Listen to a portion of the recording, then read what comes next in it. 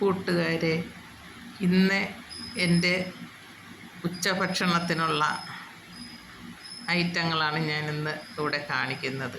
ഇതാ ചക്ക. ഇന്ന് രാവിലെ ഒരു ചക്ക എടുത്ത് ചക്ക കണ്ടിച്ച് എടുക്കണം. ഒരു ചക്കക്കാലമായി. ഇനി നമ്മൾ ആവശ്യങ്ങൾക്കൊക്കെ ഒരു ചക്ക അടുത്ത ഒരു കറി വയ്ക്കാം.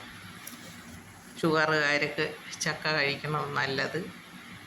അത് ഒരു അവിയൽ വയ്ക്കാനും ഒരു എരിശ്ശേരി വയ്ക്കേ, ചക്കക്കുരു തൊലിച്ചൊരു മെഴുക്ക് പുരട്ട് വയ്ക്കേ, എന്തെങ്കിലുമൊക്കെ ചെയ്യാം. ചക്ക ഉണ്ടെങ്കിൽ ഒരു 2-3 കറിയൊക്കെ വയ്ക്കാം.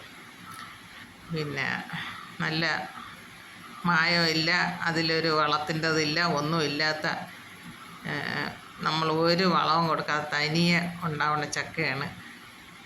നല്ലതായിട്ട് കഴിക്കാം. അങ്ങനെ ഇന്ന് ഞാൻ വയ്ക്കാൻ പോണത് ശകല അവിയൽ വയ്ക്കണം.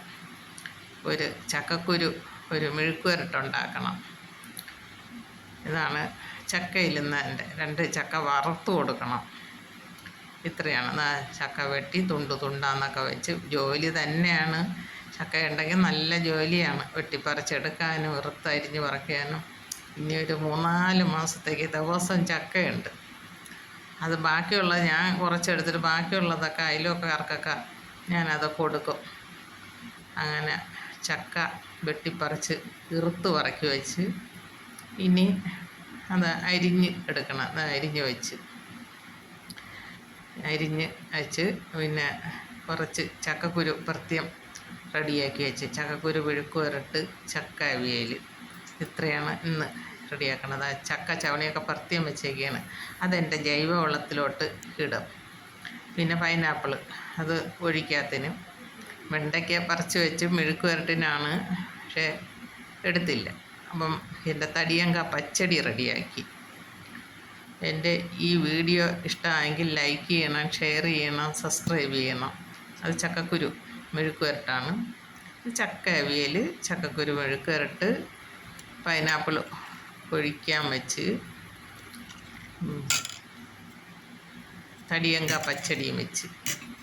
അതാണ് ഇന്നത്തെ എൻ്റെ ഉച്ചയൂണിനുള്ള എല്ലാ ഐറ്റങ്ങളും.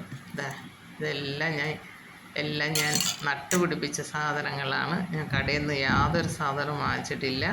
ഇതെല്ലാം എൻ്റെ വീട്ടിലുള്ള ഐറ്റം. മലക്കറി, പച്ചക്കറി എല്ലാം ഇട്ടാണ് ഞാൻ.